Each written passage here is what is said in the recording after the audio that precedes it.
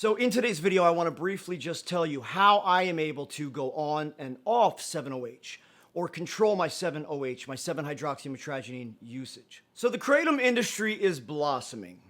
Pun intended. Kratom has been around for centuries and centuries, and the Kratom tree itself, in its organic and purest form, is such an amazing and incredible blessing. To pull a leaf off a tree and be able to have such amazing analgesic properties, pain management properties, the amazing ability to get people off of DOCs, those which we need to be careful of saying on this platform here, is phenomenal. But as the Kratom industry blossoms, unfortunately, there are some dangers that we're trying to help get out there and inform people of. Friends, my name is Adam. I go by Coach HardgainZ. That's the name of my coaching platform. I've been coaching bodybuilding and addiction recovery for over 25 years. I've been a daily Kratom user for over 11 years, and I first introduced Kratom into my coaching protocol about 15 years ago now. And it did wonders for getting people off of very dangerous street DRUGSs. But is it for everyone? No, it's not. Because for those who are unaware, it can operate on the mu opioid receptors as a partial opioid agonist. So therefore, obviously, you can imagine that there is a potential for addiction. But the amazing opportunity that people have to manage their own pain on a daily basis in their own way, at their own hands, at their own management, hopefully safely and responsibly, this is a blessing. But we have a very rapidly growing problem with a product called 7-OH, 7-hydroxymetragenine, which, please, if you'd like to dive deeper into what exactly 7-OH is, go watch our 7-OH playlist. But I've been getting literally, and I mean this, hundreds of comments, emails, DMs.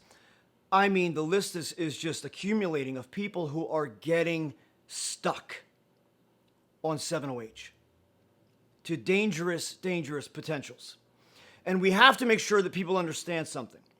Because most of these people, as I question them and I get closer to them and we get deeper into their journey and their story, they are telling me that walking into the average smoke shop or head shop or gas station or even the average website, 7-OH is being touted as just another Kratom. And many of these people have come to me and said, I walked into my Kratom shop, I walked into my smoke shop, and I said, hey, what's a good strong Kratom for pain?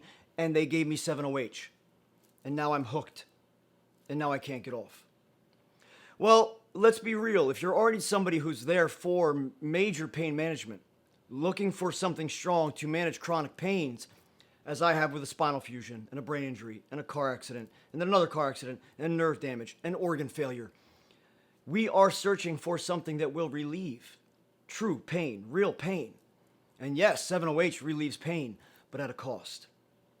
And so these head shops and smoke shops are misinforming many people and guiding them directly to 7-OH without any further information. And this is dangerous because 7-OH has very different properties. It is a semi-synthetic compound to the point where we are actually at this point unsure of what is exactly being put in to some of these 7-OH products. And this is dangerous. And I myself have plenty, more and more experience than most people out there of utilizing 7-OH for my pain management. But I have to be very careful with it myself because of how much it does and how much it works.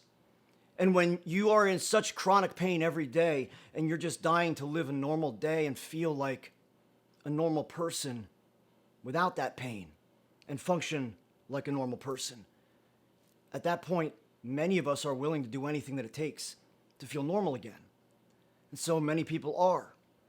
And 7-OH provides a relief, a pain relief that is much like something significantly stronger than just the average Kratom leaf.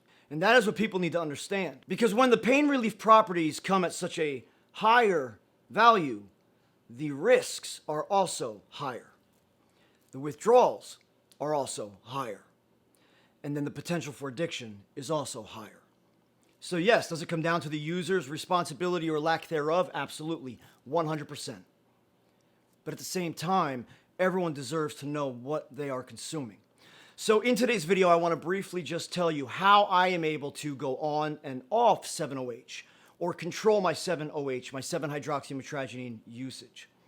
And I'll be straight up with you. Sometimes it's not that easy because sometimes I want to keep going, feeling that good, feeling energized, feeling without the nerve pain going down my entire spine and down my legs all day long.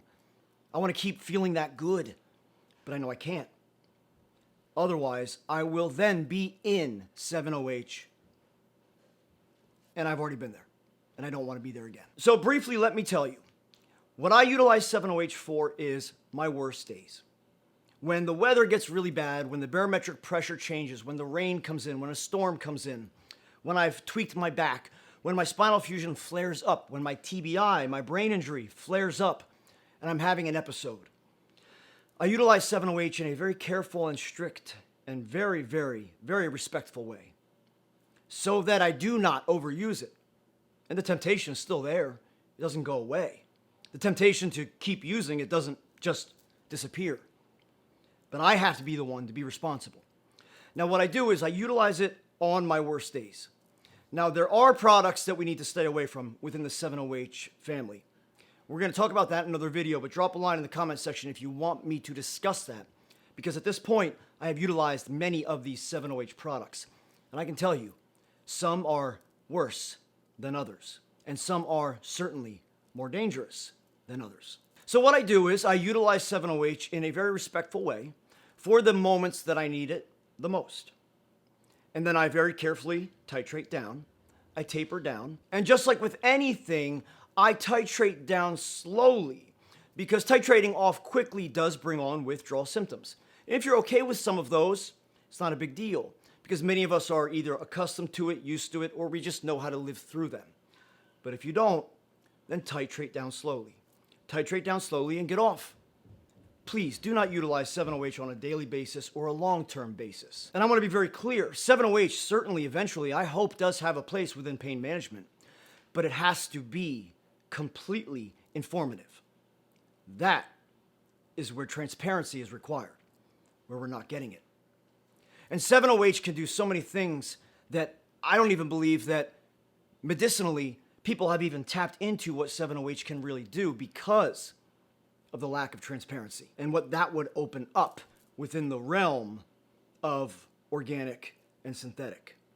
And then who's going to get involved and how they get their greedy hands in there and everything else that that's going to affect, such as Kratom, an organic living blessing. So please, friends, utilize 7-OH very, very carefully, very, very specifically, and very respectfully. That is my warning to you because I am floored. I'm shocked. In the past 2 weeks alone, I would say we've had at least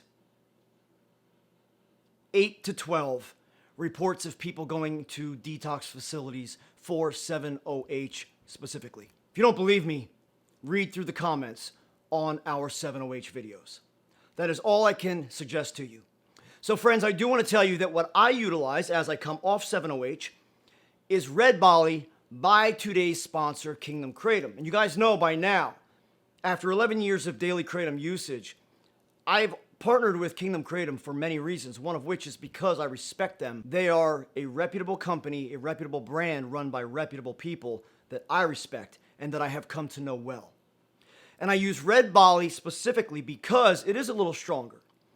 And because that, for some reason, is a Red Bali that manages my pain in a better way than everything else, as well as allows me to kind of return to a feeling of normalcy and still sleep in a normal way.